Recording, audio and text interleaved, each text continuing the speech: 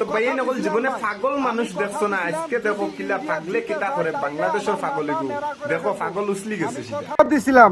এই যে দেখছেন মেশিন নিয়ে আইছি, মাথার চুল সব নেড়া করে ফেলবো। ভাই বাংলাদেশের দর্শক আর কিছু করুক বা না করুক, মানে কথা দিয়ে কথা রাখতে পারে, ঠিক আছে, কথা দিয়ে কথা রাখতে পারে। আমি বলছিলাম যে যদি ইন্ডিয়া জিতে যায় কোনোভাবে সাউথ আফ্রিকার বিপক্ষে, বা কোনোভাবে যদি ইন্ডিয়া বিশ্বকাপ নাই, তাইলে মাথার চুল সব ফালাইয়া দিমু। কথা দিয়া কথা রাখুম, এ হচ্ছে বাংলাদেশের দর্শক, ঠিক আছে, কথা দিয়া কথা রাখতে পারে। যাই হোক, এখন আমি মাথার চুল সব ফালাই দেবো।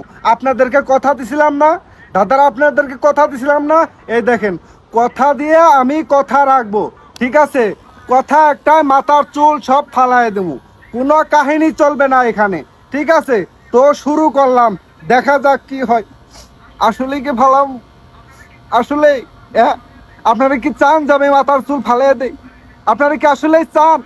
আই রে কপাল রে, মানে আমার সেই ভিডিওতে এত পরিমাণ কমেন্ট করছে, এটা আসলে বাসায় প্রকাশ করার মতো না। দিন শেষে আমার মাথার চুলটাই ফালাই দিতে হইতেছে। ভাই কথা দেয় কথা রাখতে পারি, ঠিক আছে। এই হচ্ছে মানে কি বলে এটাকে, এই হচ্ছে আমার কথা, এটা আমি যা বলি তাই করি, আমি যা বলি তাই করি, এটা সত্য। তো ভাই এই নকল বাংলাদেশ যে অত পাগল বাড়িজন করি আমরা জীবনে ভাবছিও না, আর ইলা পাগল হল বাংলাদেশ বারইবাও করি আমরা জীবনে ভাবছি না। দেখো সাউথ আফ্রিকা আর কারণে পাগলে কিতা করছে, মাথার চুল কাটিয়া ফেলাই দিছে। সাউথ আফ্রিকার লগে কতটুক মায়া তার, কিন্তু আমরা হইলাম কি পড়োশী দেশ, আমরার পড়োশী দেশ হইলা তারা, এক লগে আমরার বর্ডার তারার বর্ডার, কিন্তু আমরার লগে অত হিংসা তারার ভিতরে, তারা মানে ভিডিওর মাঝে তুলিয়া ধরে লইছে ডাইরেক্ট কতটুক হিংসা করেন ইন্ডিয়ার মানুষের লগে।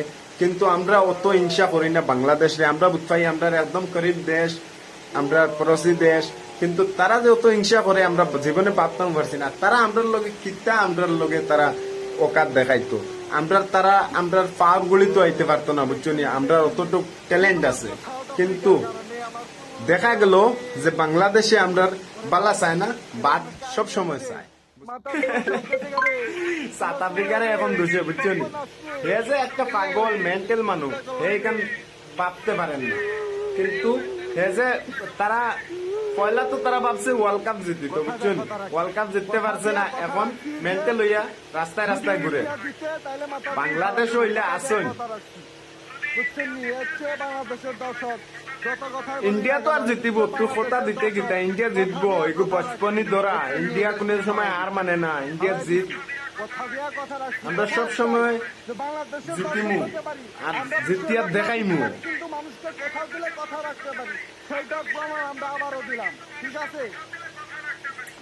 বাংলাদেশের দর্শক বিশ্বকাপ জিততে কিলা জিততে হয়, ওটা মেন্টালিটি লইয়া নি, পয়লা দিমাগ ইস্তেমাল করো, বাদে ওয়ার্ল্ড কাপ জিতিয়া ঘরে লইয়া যাইবা, বুঝছো নি, দিমাগ ইস্তেমাল করো পয়লা। আমি কথা দিয়ে কথা রাখছি, বুঝতে পারছেন? আপনারা বলছিলেন যে ইন্ডিয়া জিতলে মাথার চুল ফালাই দিই, নেড়া হয়ে যাবে, এই যে মাথা নেড়া হয়ে গেছে, এই দেখেন, দেখছেন মাথা নেড়া করে ফালাই।